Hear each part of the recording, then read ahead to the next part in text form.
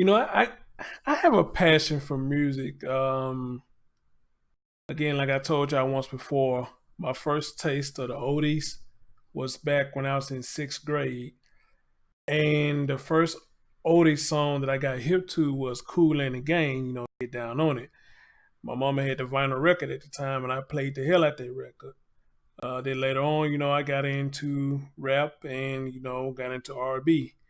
But R&B and oldies is my favorite type of music. I'm not just a big fan of rap, but I give credit where credit is due.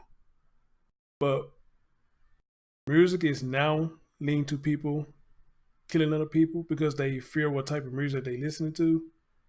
You got to hear this to believe it. Ladies and gentlemen, welcome to the Chris Thorne Show.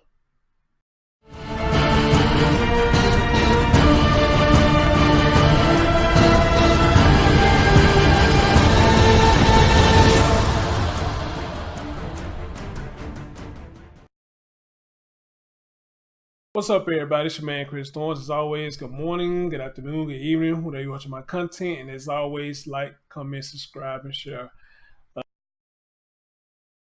Story for y'all.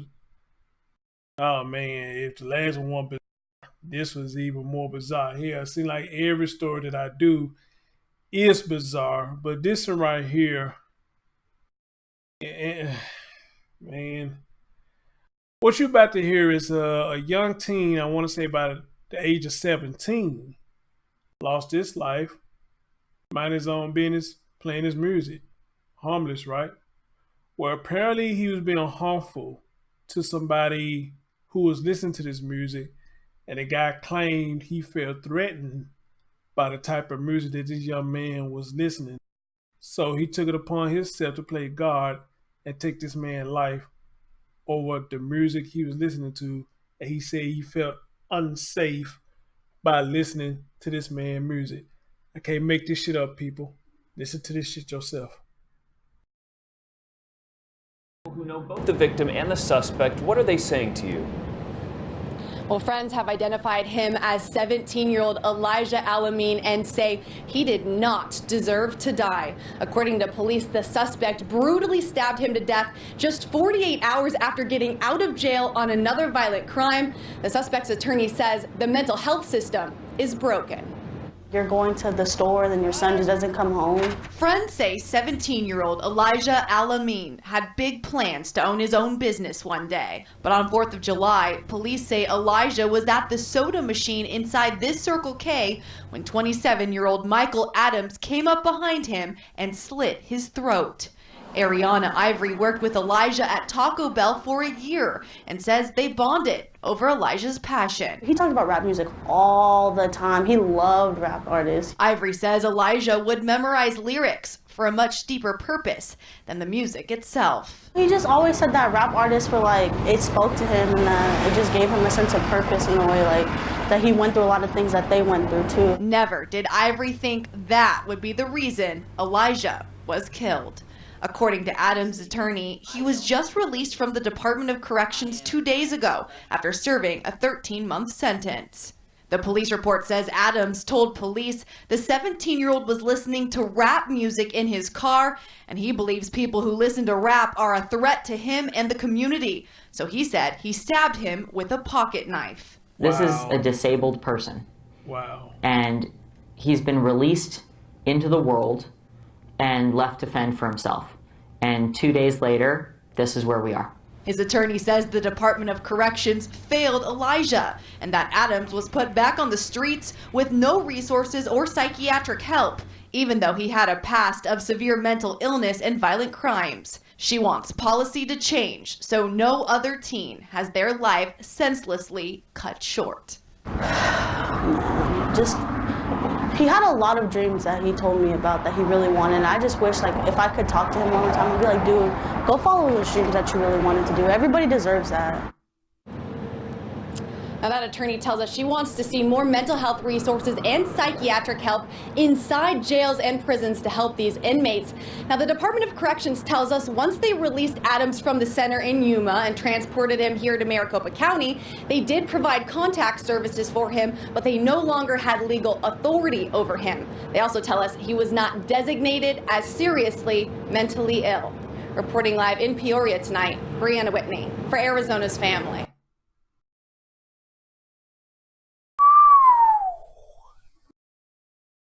Young man mind his own business. Ain't fucking with nobody, far as I know. Just got a passion for rap music, like a lot of these youngins. They got a passion for rap music, or a lot of them got a passion for music. Period. And he loses his life just because he was just listening to the music. Because the man think that people who listen to that type of music, they are horrible individuals. Like I told y'all, you know, the mental illness, you know, it just high, period. I don't think it's just in us black people. It's just high, period. Although a lot of our shit get thrown out there. But, you know, this shit is insane that rap music can trigger somebody's mental wellness to turn around and kill somebody, you know. Very tragic, you know, 17-year-old.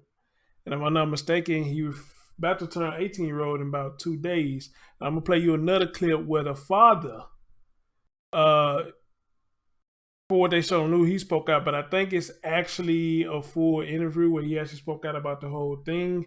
And also, the guy who did this murder name is Michael Adams. So what I'm going to do, probably later, I'm going to do an update to this and upload his actual court appearance and let y'all see that as well. But in the meantime, y'all know, let me read to y'all more what this said. This is a motherfucking ridiculous.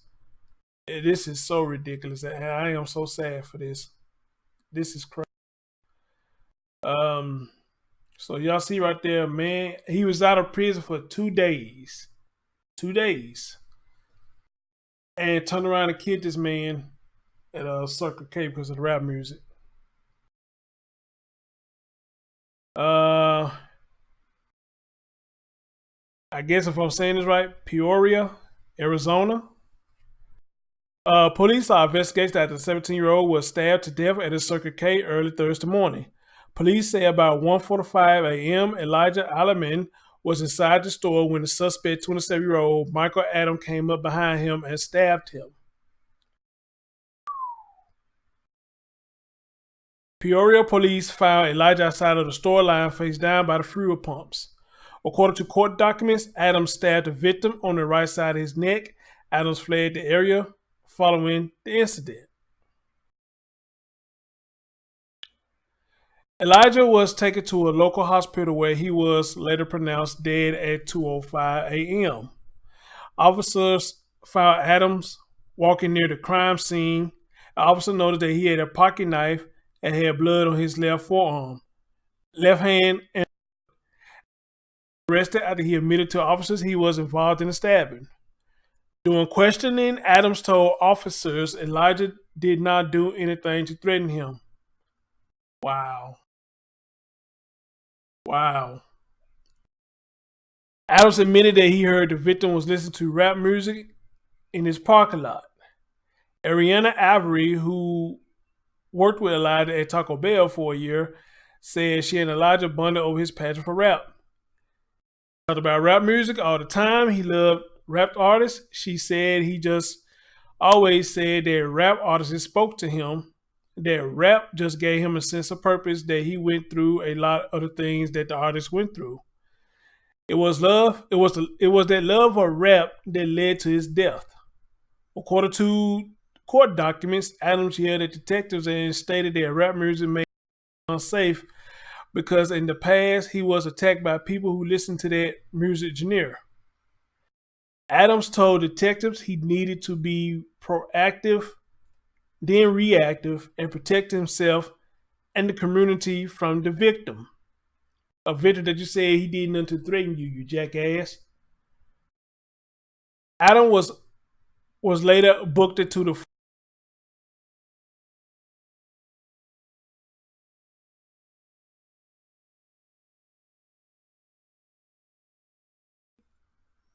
is it JC Colorado, however you say that shit, Colorado, told the judge during his initial court appearance on the murder charge that Adams has a history of mental illness, but the Arizona Department of Corrections released him with no medication and without a courtesy ride to get access to mental health services. Even though the department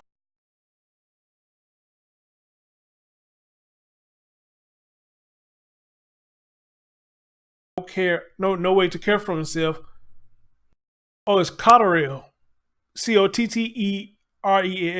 Okay, Cotterell. Sorry about that, guys. Cotterell said, "This is a disabled person," she said, "and he's been released into the world and left to fend for himself. And 2 days later, this is where we are." ADC said Adams wasn't designated as a seriously mentally ill, and officer took him from Yuma to Maricopa County. ADC said after that he wasn't in the department's custody and had no further legal authority over him. Cotterill said Adams needs to be treated for his illness, not sentenced to prison.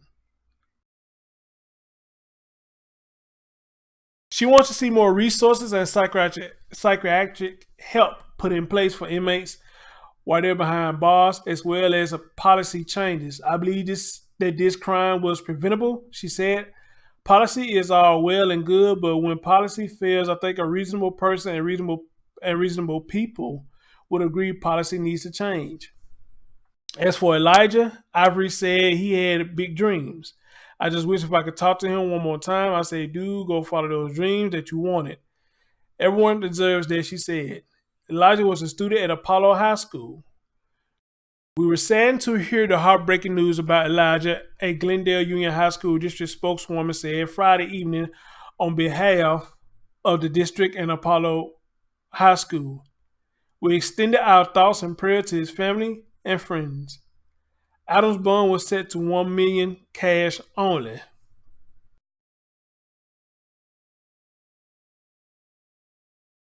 Okay, here's a statement from the ADC. The ADC said, by law, inmate Adams was released from ADC custody on July 2nd on an absolute discharge after completing his prison sentence. Arizona and/or federal privacy laws preclude the department from disclosing specific confidential medical information prior to his release. Inmate Adams was provided contact information for services in the community such as continuing care, housing, welfare, as well as other community resources. He was not designated seriously mentally ill. Upon release, he was provided transportation from the ASPC Yuma to Maricopa County, after which he was no longer under the department legal jurisdiction and the department had no further legal authority over him. The tragic death is terrible, and Mr. Adams will have to answer for his alleged actions. All right. Again, guys, this is very sad that this young man was minding his own business. The one that on this post right here, it was posted on the 4th of July, and it was updated on the 5th. But I think they got some more stories that have been updated since yesterday. There's been updated. I may go live and speak more about this later. But look, here's what I want to say about this. I see a lot of youngers listen to their rap music, and some of them, they just listen to it, and they got the love and the passion for rap. And I've seen some of them that do go with the rap say because they think what the artists are saying, that this is what they do for real. So they go out and mimic what they hearing in the rap song and fuck around and do hurt somebody seriously. And you just got some team that's a jackass, period. You know what I'm saying? They just fuck with folks, period, because that rap music used to hype them up. I mean, I'm sure that back in our time, we used to have this 1 or 2 rap songs that we hear it will hype us up. But the thing is, how do we let it control us? Do we hype us up and just keep within the limits? Listen to the music and act hype, or do we listen to the lyrics and act hype and just go out and fuck with people? Well, back in my time, we just had free songs that was made of hype, and we kept it amongst ourselves, start dancing and do whatever, but we never go out and injure anybody because of some damn rap song that we heard or because of some lyric that we heard. We just go out fucking with people. So you can kind of look at this like all around. You do got some people that will fuck with you when they listen to rap, because the rap just really get them geek like that where they go fuck with people. But for you got people who listen to their music and mind their own business like me. You give me some good old school and with some nice pair of headphones, you probably won't even hear a peep out of me because, I'm so tuned into my music, and especially, hey, you got a boot thing who like to slow jam music and y'all just be cuddling up and chilling, doing shit like that, hell, you even got boot things that cut it up and chill to rap, which I don't know how that works, but you got a lot of them that cut up to rap. And they cut up to rap to do all this stuff. So, it's all about what's your flavor in music. But never this, though, that this man hearing shit and felt so threatened by what this young man was listening to that he came and slit his throat. And now they're saying it's mental illness.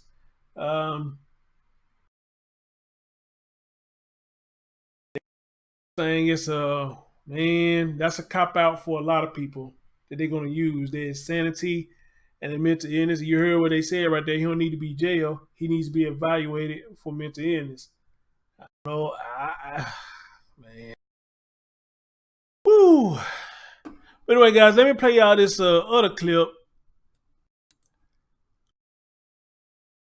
where they're going to show where the father spoke out.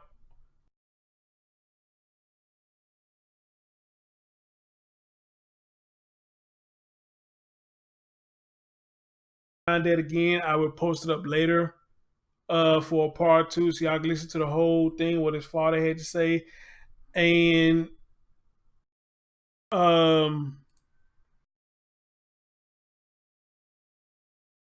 this damn thing will pop up right now. Hold on.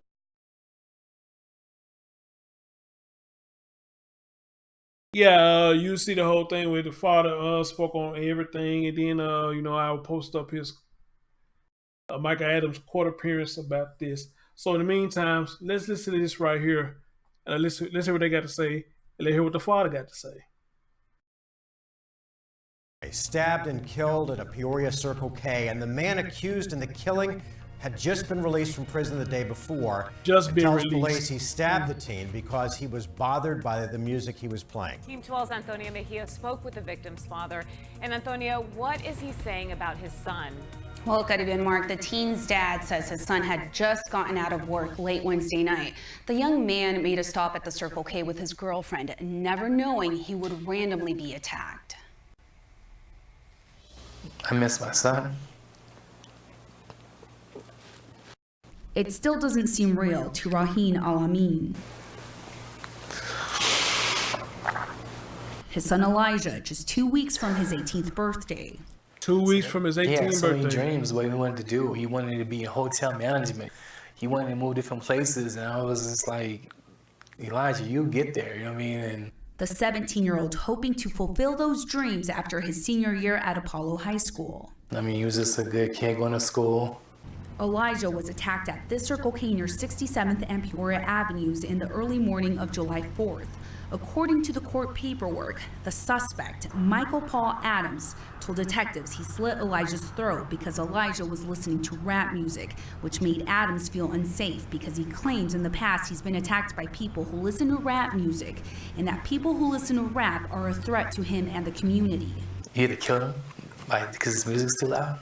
Adams had just been released from prison on Tuesday following a 13-month sentence for aggravated assault and other charges. Do you understand the term one? Not really. His attorney at his side during his initial court appearance for Wednesday's stabbing. Knowing that he suffers from autism, ADHD, as well as potential other mental illnesses, they released him without medication. In a statement, the Department of Corrections says in part that Adams was not designated as seriously mentally ill. He was provided contact information for services in the community. We regularly fail our mentally ill and mentally handicapped population, and too often they find themselves in the criminal justice system. He took a hell of a kid. Adams is being held without bond. He's scheduled to appear back in court next week. Back to you guys. All right, just heartbreaking. Thanks so much, Anthony. Whew, man. Guys, you know, some of this stuff I just wish it was made up, but unfortunately, this stuff is not made up. This shit is serious. Mental illness is serious, period. And the guy's attorney is trying to push it and trying to put it at the fault of the Arizona Police Department. You know, but I read y'all their statement saying, hey, once he's out of our hands, I mean, he's not our responsibility anymore. You know, so man, I'm going all kinds of ways with this in my head, guys. I don't know what to really say. You know, should you blame the police department? I guess I can see it in one instance that they do release, you know, hey, give him a few things to get him by so he won't be out here fucking with people doing the shit that he's doing. But at the same time, I agree with that. You know, hey, once he out of our system, you know, hey, we done with him. You know, we got to get back to these other people that we dealing with, you know. So, man, this is crazy. This is crazy. And for this man to lose his son before he go, you know, I can imagine how he feel. 2 weeks for turning 18? Golly. So, I mean, he was about to graduate real soon. Damn. Like with stuff like this, guys, like I said, I can only imagine how people feel. I can't say how they feel because I don't have any children. So